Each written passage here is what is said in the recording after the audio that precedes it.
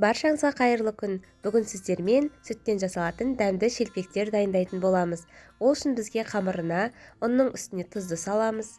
Кейін ас содасының үстіне уксусты құйып араластырып, ұнға қосамыз. Қамырға құю үшін жылы сүттің үстіне майды ерітіп, құйып араластырып, ұнның үстіне құя отырып, қамыр дайындаймыз. Қамырымыз жұмсақ болып, қолға жабыспайтындай болу керек. Кейін 30 минутқа салафанға салып қоя тұрамыз.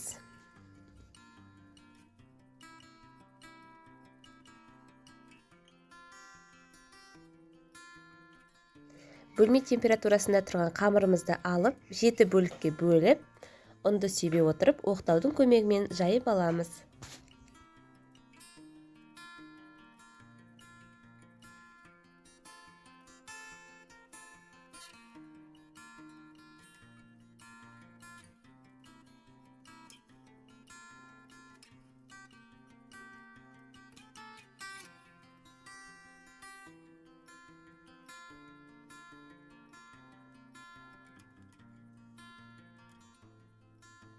Қызып тұрған майдың үстіне шелпегімізді салып, сәл қызартып, екі жағын пісіріп аламыз. Міндетті түрде осы рецептімен дайындап көріңіздер. Жұмсақ әрі дәмді болып піседі. Астарыңыз дәмді болсын. Жұма қабыл болсын.